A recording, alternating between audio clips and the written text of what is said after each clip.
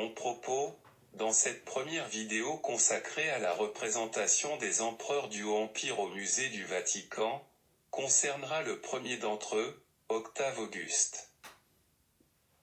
En 30 avant Jésus-Christ, Octave, fils adoptif de César et son héritier, avait mis fin aux guerres civiles qui sévissaient depuis l'assassinat de César en 44 avant Jésus-Christ. Pour le remercier, en 27 avant Jésus-Christ, le Sénat lui décerne le titre d'Auguste. Ce nouveau titre était à rapprocher du pouvoir des augures, qui était de connaître la volonté des dieux par l'observation de signes, qu'ils interprétaient, soit en cautionnant des actions humaines, soit en avertissant les hommes que leur projet était néfaste. L'octroi du titre d'Auguste à Octave signifiait que sa parole était semblable à celle d'un augure, capable, donc, de connaître la volonté divine, de la transmettre aux Romains et de parler au nom des dieux. La première statue que je décrirai est celle de l'Auguste de Prima Porta. Elle représente Octave Auguste portant un costume militaire et un manteau normalement de couleur pourpre, le paludamentum, qui lui entoure la taille et est retenu par le bras gauche. Son bras droit est levé en signe de harangue.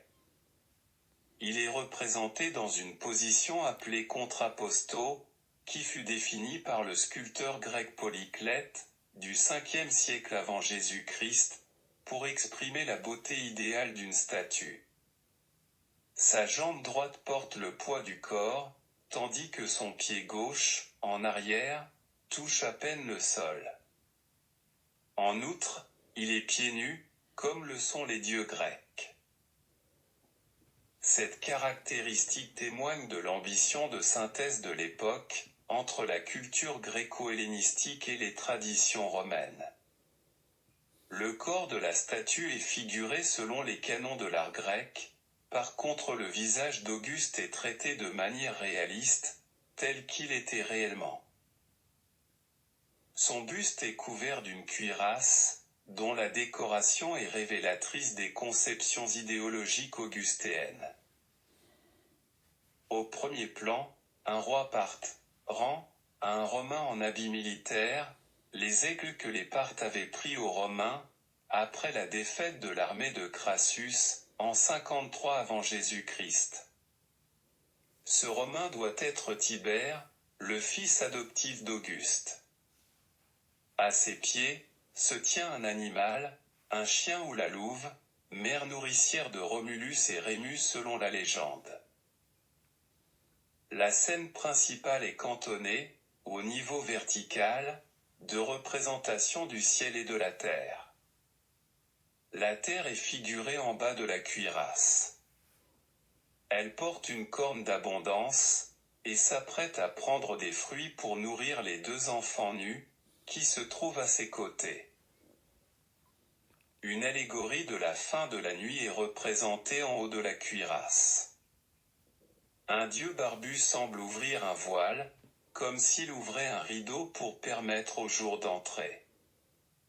À droite, le quadrige portant le dieu Sol s'élance dans le ciel. À gauche, deux allégories féminines s'apprêtent à quitter la scène. Il s'agit de la rosée, portant encore une cruche, et de la lune, tenant une torche. De part et d'autre de la scène centrale, sont figurées 4 sculptures. 2 d'entre elles représentent 2 des provinces conquises, l'Espagne et la Gaule. Elles ne sont pas sculptées à la manière des prisonniers enchaînés, comme on peut le voir sur nombre de torses cuirassés. Elles sont simplement soumises, comme en témoigne le fait que l'allégorie de l'Espagne tienne son épée, afin de la remettre à son vainqueur.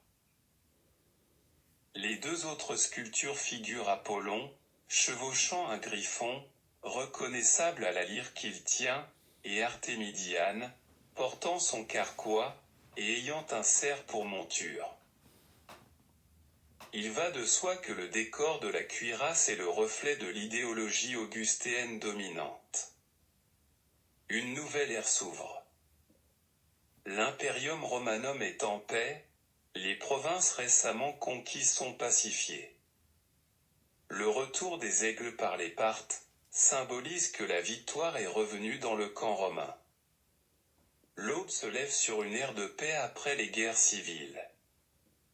Apollon et Diane cautionnent, par leur présence, que cette ère nouvelle sera placée sous le règne de la paix et de la concorde, et permettra à la terre de nourrir tous ses enfants. Ce sera un nouvel âge d'or. Au pied d'Auguste est sculpté un Éros, fils d'Aphrodite, chevauchant un dauphin. Cette présence est un rappel discret de la croyance, popularisée par Jules César, de l'origine divine de sa famille. César se voulait, en effet, le descendant d'Énée, fils d'Aphrodite, et donc demi-frère d'Éros. Octave, descendant d'Aphrodite, fils de César divinisé, et possesseur de pouvoirs supra-humains émanant de son titre d'Auguste, aurait pu se prévaloir de ses prérequis, pour en tirer toutes les conséquences possibles, et se faire déifier, à l'image des souverains hellénistiques qui le faisaient. Ce ne fut pas le cas. Afin de ne pas irriter les élites attachées au concept républicain, le nouvel Auguste refusa d'être adoré comme un dieu. Il permit seulement qu'on rende un culte à son Genius, qui fut qualifié de Genius Augusti. Le Genius est la partie divine qui existe dans tous les individus. Il est né avec lui, a pour fonction de l'accompagner dans les actes de sa vie, de l'orienter dans ses choix, et de le protéger. Il est la force de vie qui l'anime, et assure la survie de ceux qui lui sont confiés. Le culte qu'on lui rend était surtout important au niveau familial, comme le montrent les autels d'Élare, qui existaient dans tous les foyers romains. Il montre, au centre, le Genius du chef de famille. Il porte une toge prétexte, dont un pan est relevé sur sa tête, tient à la main une patère à libation, et porte une corne d'abondance. Toute la famille lui rend un culte le jour anniversaire de sa naissance, en lui faisant des libations de vin. Il est aussi possible de rendre un culte au Genius d'un lieu pour le rendre favorable, d'interpeller le Genius d'un puissant afin qu'il soit bien disposé envers soi.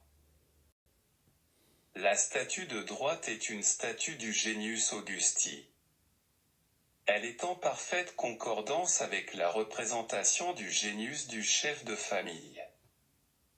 Sa toge est relevée sur sa tête, et il tend la patère des libations de la main droite, et de l'autre main, tient la corne d'abondance. La signification de cette statue est évidente, le Genius Augusti possède le pouvoir de donner la prospérité à l'ensemble de l'Imperium Romanum. Lui rendre un culte et permettre de perpétuer l'âge d'or, que son principat a initié. Le culte du Genius Augusti se maintiendra ensuite, comme le montre le revers d'une pièce de monnaie de Néron le représentant. Il porte la corne d'abondance et la patère à libation au-dessus de l'autel. Le musée du Vatican comporte un troisième type de statue d'Auguste, le représentant selon la forme du « nu héroïsé ». Tant qu'il vécut, Auguste, comme je l'ai dit, refusa qu'on rende un culte à sa personne. Cependant, à sa mort, son successeur et fils adoptif, Tibère, en fit un dieu, par la cérémonie de l'apothéose. Se posa alors la question de savoir comment représenter le nouveau dieu. À cet égard, il semblait assez difficile de suivre les traditions grecques, dont les dieux sont toujours figurés nus. En effet, à la mort d'Auguste, le conflit entre les canons grecs et les traditions romaines ne s'était pas estompé. On choisit donc une structure hybride à partir de trois conceptions. On conserva l'idée romaine de représenter les têtes de manière réaliste, on s'inspira du torse idéalisé des sculptures grecques, et on utilisa, pour le bas du corps, le paludamentum enroulé autour des hanches, et tenu au niveau du bras gauche, qui caractérisait déjà la statue de l'Auguste de Prima Porta. Ce type de représentation est qualifié de hoffmantel par les historiens de l'art. À la main droite, le divin Auguste tient un bâton de commandement, comme s'il continuait à régir l'Empire. Ainsi apparut sous Auguste, 3 formes de représentation des empereurs. La tenue militaire de l'impérator à vie, toujours vainqueur, permettant la paix. La figuration du Genius Augusti, pourvoyeur de protection et de prospérité. Le nu héroïque adapté aux empereurs morts déifiés, vénérés dans les sanctuaires du culte impérial.